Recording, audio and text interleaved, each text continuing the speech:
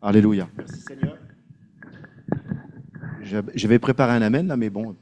Merci Seigneur. Amen. Alléluia. Merci à Dieu pour sa grâce, sa bonté. Alléluia. Donc aujourd'hui c'est un culte particulier, donc j'ai un temps qui est très limité. Donc on va essayer de remplir ce temps. Alléluia. Et ce matin j'aimerais vous parler de la grâce. Vous voulez? Vous permettez? Je vous parle de la grâce.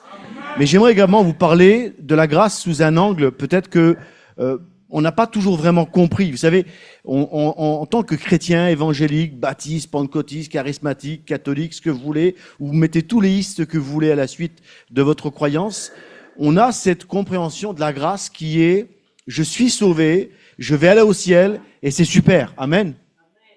Faites ça avec la tête. Alléluia. Sauf que ce texte de la Bible d'Éphésiens, chapitre 2 et verset 8, il est pour moi l'un des textes qui est parfois le plus mal compris, même à l'intérieur du corps de Christ. J'aimerais vous l'expliquer en fait. C'est par grâce que vous êtes sauvés par le moyen de la foi. Cela ne vient pas de vous. Ici, les choses sont définies, c'est que le salut de Dieu est un cadeau qui se reçoit par la foi. Mais le salut de Dieu n'est pas le moyen par lequel je vais vivre ma vie sur la terre n'importe comment. Le salut de Dieu est le moyen par lequel je vais vivre sur la terre ce que Dieu attend de moi. Amen. Alléluia. Bien sûr que ultimement, je quitte la terre, je suis au ciel, mais sur la terre, j'ai quelque chose à vivre. J'aimerais vous donner un scoop. Est-ce que vous savez que le mot grâce, dans les évangiles, n'est trouvé qu'une fois? Je crois, à mon sens à moi, c'est dans l'évangile de Jean, chapitre 1er. Si quelqu'un a un autre verset, il peut me le dire. Jean, chapitre 1er, où il dit, la loi est venue par Moïse et la grâce est venue par Jésus. Et la vérité. Mais dans tous les évangiles, le mot grâce, vous n'allez pas le retrouver. Est-ce que vous savez que Jésus n'a pas prêché la grâce? Il l'a démontré, il l'a incarné. Mais le message de Jésus n'était pas la grâce. C'était le royaume de Dieu. Et la grâce est le moyen par lequel vous et moi, nous rentrons dans le royaume. Amen. Plus de 70 fois dans les évangiles, plus de 70 fois, le mot royaume de Dieu, royaume des cieux est employé. Jésus est venu amener le royaume de Dieu. Amen. Ce royaume qui avait été défait par Adam, qui avait échoué en Adam, a été restitué, rétabli par Jésus, alléluia, à la croix du Calvaire. Donc la grâce est le moyen d'être sur la terre ce que Dieu attend de moi. Amen.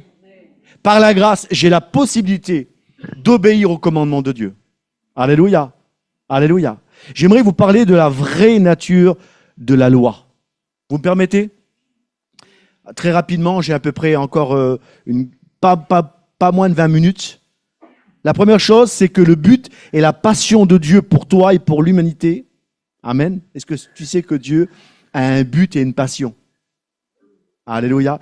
La passion de Dieu pour toi et pour l'humanité, c'est d'établir son royaume céleste sur la terre. Et on va en parler dans quelques minutes. Le royaume céleste n'est pas l'utopie qu'on peut se faire. Le royaume céleste, c'est le royaume de Dieu qui s'incarne à travers des hommes et des femmes. Alléluia. Et c'est vous. Alléluia. Jésus a commencé son ministère. Vous trouverez dans l'évangile de Marc, de Matthieu, je vous laisse faire grâce et références, ils sont multiples, par repentez-vous, le royaume de Dieu est proche. Et quand il disait le royaume de Dieu est proche, il ne parlait pas d'une espérance future que nous allons rejoindre dans l'éternité, mais il parlait d'une réalité physique, spirituelle que nous allons incarner lors de la nouvelle naissance. Et vous êtes avec moi? Amen. Le royaume de Dieu est en toi. Amen. Et le but et l'objectif de ta vie, c'est d'incarner et de vivre ce royaume. Amen. Alors il y a une confusion, c'est qu'on parle souvent de la grâce, mais on ne comprend pas vraiment la loi. Et pourtant, Dieu ne fonctionne jamais sans loi. Dieu ne fonctionne pas en dehors de la loi. Et quand je parle de loi, j'aimerais clarifier quelque chose. Quand je me parle de loi, je ne parle pas des rituels, des dogmes et des traditions que même Jésus rejetait. D'accord? Je ne parle certainement pas de la liturgie, comment dans une église ou dans une autre, on célèbre un culte. Je ne parle pas de ça. Quand je parle de la loi, je parle des principes qui régissent, alléluia, le royaume de Dieu. Jésus n'a jamais venu abolir la loi. Il l'a accompli. Mais je vous pose une question. Parmi ces 10 commandements d'Exode, chapitre 20, que vous connaissez par cœur, lequel de ces commandements aujourd'hui n'a pas lieu d'être? Tu ne commettras pas de meurtre. Est-ce qu'aujourd'hui on a le droit de commettre un meurtre? Non. Tu ne commettras pas d'adultère. C'est dans la loi, hein? Est-ce qu'aujourd'hui, sous le précepte de la grâce, je peux vivre n'importe comment? Pas du tout. En fait, la grâce, c'est quoi? La grâce, c'est Dieu qui vient habiter en moi. Amen. Et qui me donne le moyen, alléluia, de vivre et d'accomplir parfaitement la loi. C'est un concept complètement différent du système religieux. Dans Hébreux chapitre 9, Dieu dit, je vais écrire ma loi dans vos cœurs. Autrefois, la loi était écrite sur des tables de pierre, un commandement que nous regardions et que nous étions incapables d'obéir, d'incarner. Mais lorsque le Saint-Esprit, alléluia, par la grâce vient habiter ton cœur, tout ce qui était dans tes limites devient maintenant, alléluia, possible. Amen. Alléluia. Parce que tout est possible avec Jésus. Alléluia. Jésus va dire tout est possible à celui qui croit. Amen. Amen. Alors, un royaume, j'aimerais ici clarifier quelque chose. Pourquoi je vous parle du royaume?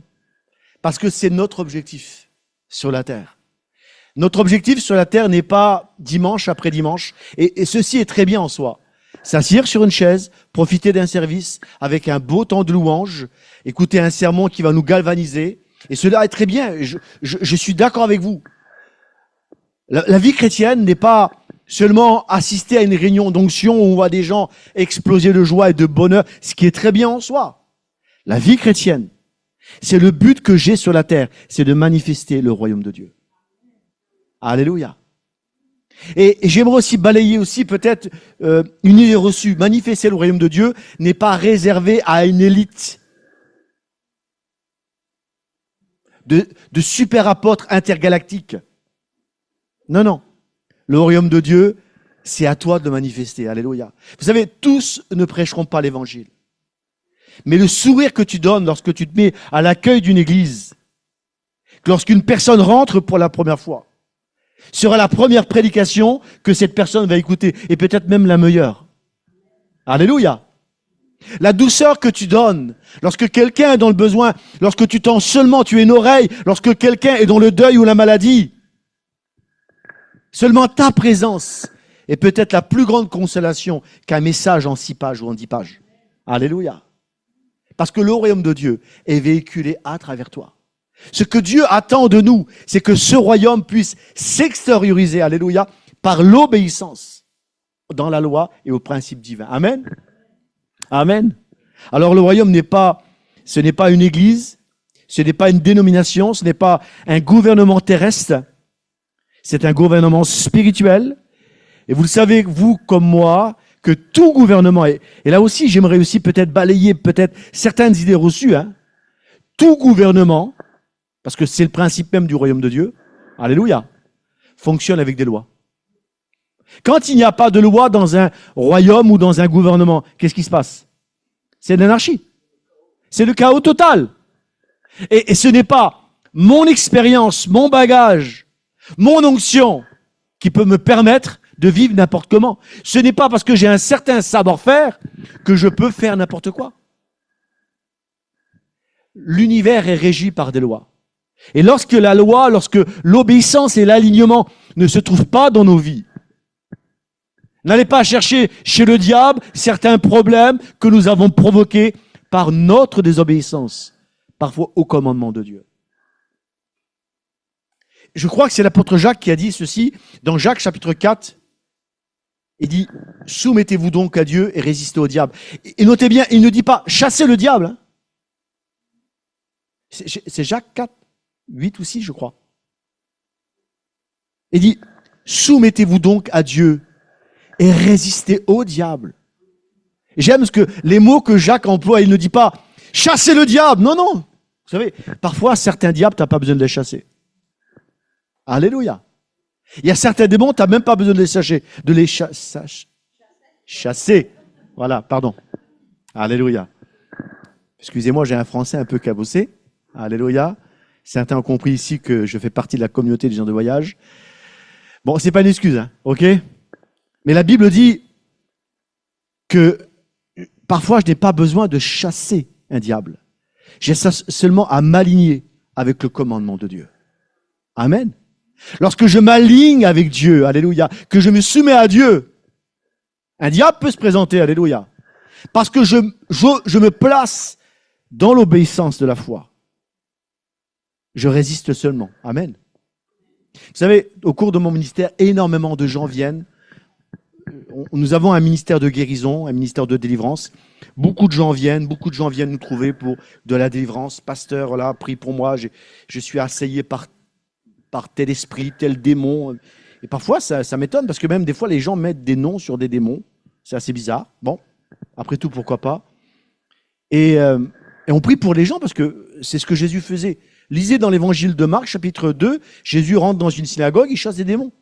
Évangile de Marc, chapitre 4 et évangile de Luc, chapitre 10, Jésus également chasse des démons. Il n'y a rien d'exceptionnel ici, ok? Mais parfois, c'est pas une question de démons à chasser, c'est seulement une question d'obéissance à retrouver. Vous êtes avec moi? Parfois, ce n'est pas une question de démons que je dois chasser. C'est simplement une question d'obéissance et d'alignement. Alléluia. Avec ce que Dieu dit. Donc la loi est bonne. Amen. C'est pas moi qui le dis, c'est l'apôtre Paul. Il dit la loi est bonne. Parce que la loi, elle me démontre les principes de Dieu. Et quand je parle de loi ici, je ne parle pas de rituel. Restez avec moi. Je parle de ce que Dieu me demande. De l'obéissance. L'alignement à la loi de Dieu nous promet et nous garantit le succès. Dieu n'a pas annulé la loi. Rappelez-vous, Jésus a dit, je ne suis pas venu abolir la loi, mais l'accomplir. Ça ne veut pas dire que quand il a cessé, quand il est parti au ciel, la loi n'existait plus. La loi existe. Il nous donne la capacité, alléluia, amen, dites amen, de t'aligner avec la loi. Amen. Lorsque j'obéis et je me positionne dans l'obéissance, je ne dis pas que c'est simple, mais l'obéissance, elle fonctionne d'abord par la foi. Amen. Josué, chapitre 1er, versets 7 à 8, un verset que vous connaissez par cœur, où Dieu dit à Josué que ce livre de la loi, je suis sûr que si je m'arrête de le citer, vous allez le citer, que ce livre de là ne s'éloigne pas de ta, médite-le, et tu auras et tu réussiras. Attends. Pasteur, tu es en train de prêcher l'évangile de prospérité, là. Tu es en train de nous dire que y a un problème, là. Niveau doctrine, ça pose un problème. C'est pas moi qui l'ai dit, c'est sorti de la bouche de Dieu. Dieu dit, si tu t'alignes à ma parole, il n'est pas dit que tu vas te retrouver avec une montre en or et une Ferrari. Il est dit que tu vas réussir dans ce que tu vas entreprendre. Et entreprendre, c'est aussi au niveau de ton foyer, au niveau de tes affaires, de tes relations, de ton ministère. Souvent, nous avons placé ce concept, nous, dans une exagération extrême. Mais il y a des gens qui vivent très modestement et qui ont réussi, n'est-ce pas? La réussite n'est pas une question de portefeuille. La réussite est une question d'avoir été ce que Dieu attendait de toi. Alléluia. Et la clé ici, c'est assez curieux, mais c'est pas la grâce.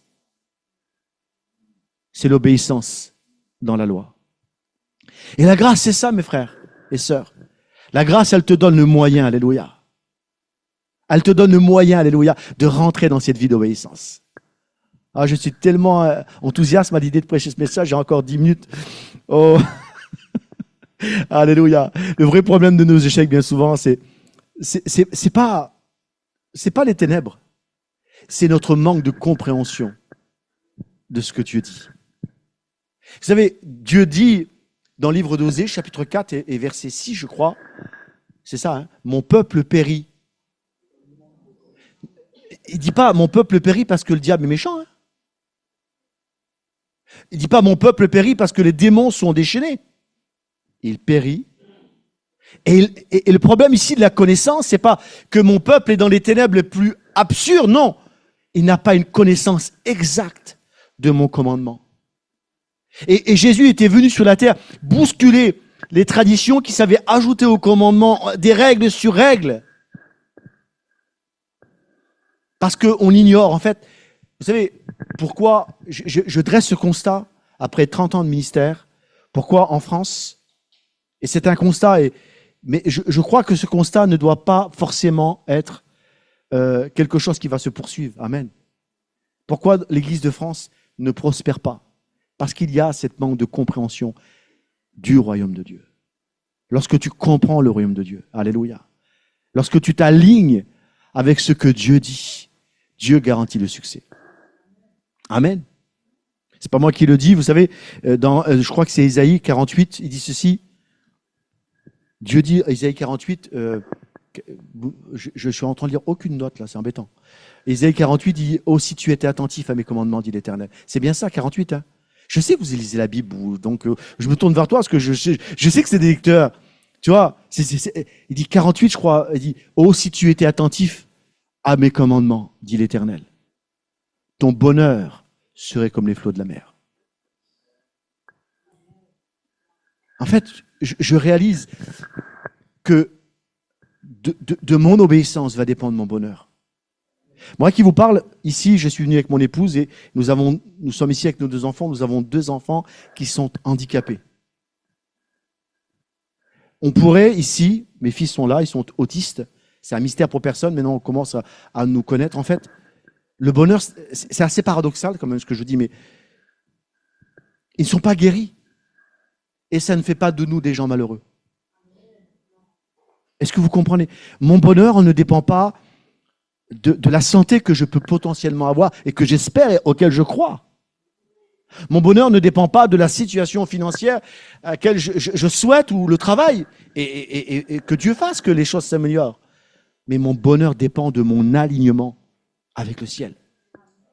J'ai connu tellement de gens qui avaient absolument toutes les cases remplies. Vous connaissez ces gens-là? Un bon couple, des beaux enfants, un bon travail, de bonnes relations. Vous connaissez ces gens-là, là. Ils ont sur le panneau de toutes les cases de la réussite, il y a tout. Non, mais je parle à des gens qui connaissent quand même. Faites ça avec la tête, ça me rassure. Vous voyez, des gens qui cochent toutes les cases. Le gars, il est marié avec une femme, elle est sublime. Il a 2 enfants, un garçon, une fille. Ils sont beaux comme tout. Le gars, il a de l'argent et un travail, une situation. Il est populaire, il est aimé. Il remplit toutes les cases. Et pour finir, il n'est pas trop moche. Il est en bonne santé. Non, mais vous connaissez ces gens-là quand même. Non, mais vous connaissez ce type d'individu. Et pourtant, ces personnes-là, ils font des dépressions. Je ne suis pas en train de les juger. Je ne suis pas en train de dire que quelqu'un qui fait une dépression est quelqu'un qui est haï de Dieu. Bien au contraire, je suis en train de vous dire ici que il y a quelque chose qui dysfonctionne quelque part. Mon bonheur et ma joie ne dépendent pas de la santé à laquelle j'espère ou de la situation financière que je souhaite, mais mon bonheur et ma joie dépendent de mon alignement à ce que Dieu dit. Alléluia. Qu'est-ce que c'est la grâce? Je vais terminer en quelques minutes. Je vais essayer de retrouver mes notes quand même, parce que sinon, je vais peut-être pas m'en sortir. Alléluia. La grâce, c'est la capacité que Dieu nous donne, alléluia, de s'aligner avec le commandement de Dieu. Dieu dit, je l'ai dit précédemment, Dieu dit, je vais venir inscrire ma loi dans ton cœur. Donc la loi n'est pas quelque chose que je poursuis. J'aimerais vraiment que vous compreniez ceci. Église, la loi n'est pas quelque chose que je poursuis, mais elle est une nature en moi, alléluia. J'aime sa loi, alléluia, parce que c'est ma nature. Ça s'appelle, vous savez, c'est un vieux principe qui est vieux, qui a 2000 ans, je crois que ça s'appelle la nouvelle naissance. Vous connaissez ce vieux truc-là? Être né d'en haut. Parce que tu es né d'en haut. Alléluia. Parce que Christ habite en toi. Est-ce que Christ habite en toi? Oh, bougez la tête, s'il vous plaît. Parce qu'il habite en toi, parce qu'il demeure en toi. Il te donne la capacité, alléluia, d'être sur la terre, tout ce qu'il attend de toi. Le but de la loi n'est pas de te montrer une échelle que tu ne peux pas atteindre. Le but de la loi, c'est de te démontrer la sainteté de Dieu, la justice de Dieu, ton incapacité. Mais la loi, elle s'ouvre à nous lorsque je saisis par la foi, alléluia, la grâce de Jésus-Christ. J'ai la capacité d'être et de devenir tout ce que Dieu veut. Amen. Je termine dans quelques minutes, on va prier. Mais c'est quoi l'objectif?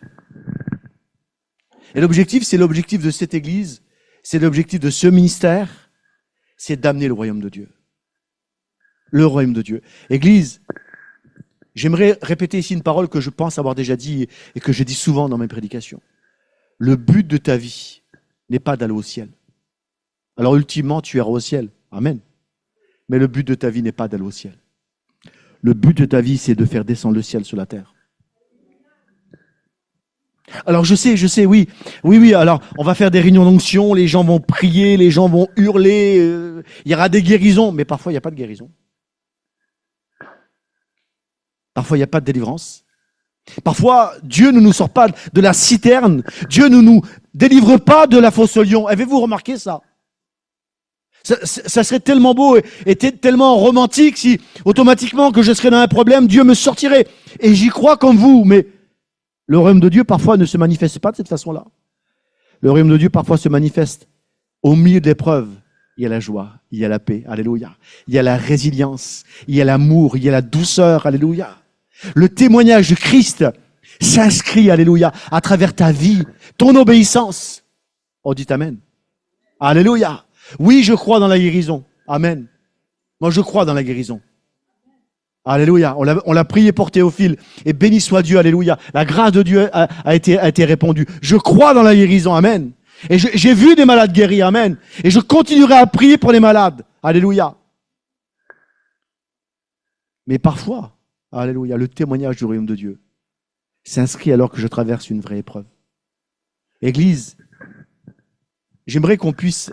Alors, j'ai même pas... Voilà. Donc, comme toujours, j'écris beaucoup de notes, mais je vais arrêter là. Amen. Et j'aimerais qu'on puisse fermer nos yeux un instant. Et j'aimerais qu'on puisse réfléchir à ça. Jésus n'a jamais... Je sais que je vous choque, mais c'est volontaire. Jésus n'a jamais prêché la grâce. Il l'a incarné, il l'a démontré. Mais le message de Jésus, c'était, vous lirez dans les évangiles, j'ai compté, 70 fois, il parle du royaume de Dieu. Le message de Jésus, c'est le royaume de Dieu. Et le royaume de Dieu, ce n'est pas un but lointain lorsque je vais mourir. Le royaume de Dieu, c'est sur la terre. Les gens autour de nous sont perdus, les gens vont en enfer. Ta famille est perdue. Les gens à ton travail ne connaissent pas Jésus. Ils sont perdus. Et le royaume de Dieu, c'est toi. Jésus a dit, lorsque vous arrivez quelque part, dites, le royaume de Dieu est au milieu de vous. Tu es l'incarnation de ce royaume. Oh, dites amen. Tu es l'incarnation de ce royaume. Et l'objectif, c'est d'amener ce royaume sur la terre. Alléluia. Dans ton environnement, dans ta famille, dans ton couple, dans ton travail. Alléluia. Par l'amour, par la douceur, par les vertus, alléluia, que Dieu a déposées en toi. Amen. Et la grâce, c'est le moyen que Dieu nous donne de vivre ça. Alléluia. Notre Père qui est dans le ciel, que ton nom soit sanctifié et que ton règne vienne. Seigneur, nous croyons, Seigneur, et je m'aligne avec les paroles de Jésus, alléluia, lorsqu'il a dit que ton règne vienne. Nous croyons, Seigneur, que ton règne, Seigneur, c'est un règne de guérison, c'est un règne de justice, c'est un règne d'amour, c'est un règne de restauration, de bénédiction, de paix et de joie. L'apôtre Paul nous a dit, Seigneur, que le royaume de Dieu, c'est la paix et la joie par le Saint-Esprit. Alléluia. Père, je prie, nous venons dans ta présence ce matin, Seigneur. Seigneur, Père, que nos yeux s'ouvrent, que nos cœurs s'ouvrent, Seigneur, pour saisir cette vérité, cette réalité du royaume de Dieu en nous. Seigneur, nous ne sommes pas appelés à vivre sur la terre comme des mendiants, mais à être sur la terre. Alléluia. Les agents du royaume de Dieu. Des agents du royaume de Dieu. Avant de terminer, Jésus a dit cette parole. Jésus nous a invités à rechercher deux choses essentielles. L'évangile de Matthieu, chapitre 6, et verset 33, je crois, il a dit, recherchez premièrement. C'est la priorité. Alors que dans la liste des choses que Jésus va dire précédemment, il parle de mon travail, il parle de mes vêtements, il parle de ma nourriture, il parle de ma relation aux autres, il parle de tous les problèmes que je vais rencontrer, qui sont légitimes. Tes problèmes sont légitimes. Mais Jésus dit, recherche premièrement le royaume de Dieu et la justice, et toutes ces choses te seront données. Seigneur, je suis malade, j'entends ta prière. Seigneur, j'ai un problème dans mon travail, j'entends ta prière. Seigneur, dans mon couple, dans ma famille, il y a tellement de luttes, j'entends ta prière. Mais si mon royaume vient, alléluia, dans ta vie, alors tout ce qui est bloqué, alléluia, sera débloqué. Le royaume de Dieu, c'est chercher les lois, l'obéissance, la souveraineté de Dieu. Quand je cherche le royaume de Dieu, je ne cherche pas autour de moi, alléluia, je cherche à l'amener, à le manifester, à le déployer, à le développer, alléluia. Amener sa souveraineté, sa gloire, ses principes, alléluia. Ça, c'est le royaume de Dieu. Ça, c'est son royaume. La justice, c'est, Seigneur, parce que j'ai été déclaré juste. Peut-être que tu ne le sais pas. Parce que j'ai été déclaré juste par l'œuvre de Christ en moi. Alors, mes œuvres à moi, qui sortent de ma vie, sont des œuvres de justice, de sainteté, d'amour. J'aimerais vous donner ce dernier verset. J'ai encore 2 minutes. Ce dernier verset dans l'Épître aux Hébreux que vous connaissez particulièrement, chapitre 12, je crois, mais je vous fais grâce de verset, je l'ai oublié. Il dit, recherchez la paix avec tous et la sainteté sans laquelle personne ne verra Dieu. Vous connaissez ce verset? Recherchez la paix avec tous et la sainteté sans laquelle personne ne verra Dieu. Pendant des années, j'ai cru que ce verset s'adressait à moi. Pas du tout. Pendant très longtemps, j'ai cru que ce texte me concernait. Ça veut dire que si je ne cherche pas la sainteté, je ne verrai pas le royaume de Dieu. La vérité, c'est tout autre. Ce verset s'adresse à la 3e personne. C'est-à-dire parce que le royaume de Dieu habite en toi et que tu vas chercher à le manifester. Par la paix, alléluia, et par la sainteté, les gens qui vont te voir vont voir Dieu. Alléluia. Je le répète. Parce que le royaume de Dieu habite en toi. Et parce que tu vas poursuivre la paix. Lorsque quelqu'un t'agresse, c'est la paix qui sort de ta bouche. Lorsque quelqu'un te fait une queue de poisson au feu rouge et que tu as envie de l'insulter, mais tu ne le fais pas parce que tu es un chrétien, alléluia. Tu cherches la paix. Tu démontres qui est Dieu, alléluia. Les gens, écoute-moi Église, les gens veulent voir Dieu, alléluia.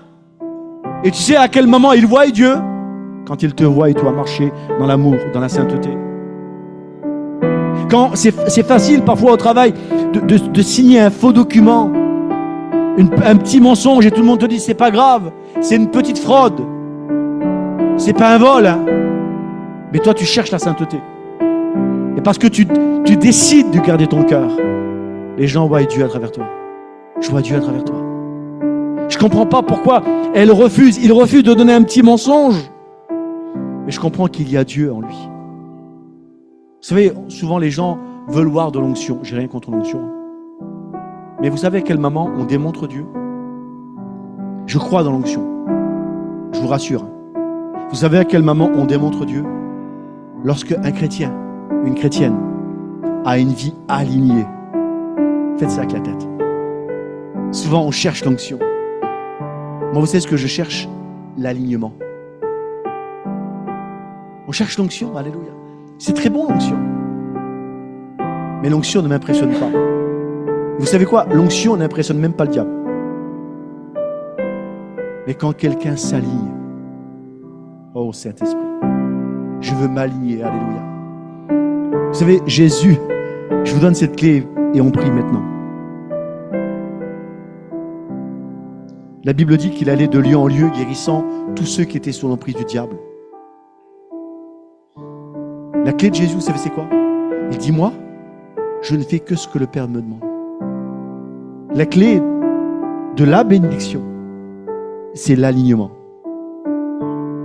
Église, la clé de la bénédiction, la clé de la réussite, c'est l'alignement avec le ciel. Et je viens t'annoncer aujourd'hui que c'est possible. Fermons nos yeux, alléluia. Père, nous venons dans ta présence. Seigneur Dieu, à ce message, il est joint un appel où Jésus nous a dit « Repentez-vous car le royaume de Dieu est proche ». Et je suis conscient que la repentance, ce n'est pas seulement reconnaître mes péchés face à une difficulté. La repentance, c'est reconnaître mon incapacité, mon ignorance. Comment saisir ce royaume? Il est très simple. Se repentir. Comprendre de manière différente. Et c'est le but de ce message. Je vous ai parlé de la grâce, alléluia, qui sauve et qui délivre. Mais quand je comprends l'objectif de la grâce, et que jusqu'à présent, je ne l'ai pas saisi ça, tu as besoin de te repentir. Il y a probablement des gens ce matin qui ont besoin de demander pardon. Tu peux le faire. Fais-le. Ça veut pas dire qu'avant ça, tu étais perdu. Ça veut pas dire qu'avant ça, tu allais en enfer. Ça veut simplement dire qu'avant ça, il y a des vérités que vous ne comprenez pas. Mon peuple périt. Périr ne veut pas dire forcément aller en enfer. Périr veut dire aussi simplement être sur la terre, desséché et sans fruit. Père, nous venons devant toi ce matin. Je ne ferai pas d'appel ce matin. Père, nous venons devant toi ce matin, Seigneur, par la foi, à l'écoute de ta parole. Ta parole est la vérité. Ta parole, elle nous restaure. Ta parole, elle nous délivre. Ta parole, elle nous enseigne. Ta parole, elle amène, Seigneur Dieu, Père, la manifestation du ciel. Ta parole est définie, Seigneur, comme un marteau qui brise de roc. Ta parole est définie, Seigneur Dieu, comme un feu qui consume et qui brûle.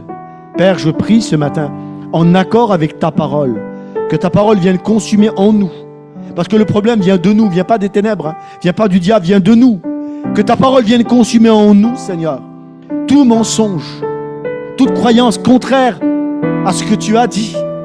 Que ta parole vienne briser, Seigneur, tout raisonnement faussé, trompeur sur ta volonté. Je prie ce matin, Seigneur, que le royaume de Dieu devienne visible, que l'obéissance soit dans nos vies, dans le nom de Jésus-Christ. Merci, Seigneur, pour ta parole. Alléluia. Soyez bénis.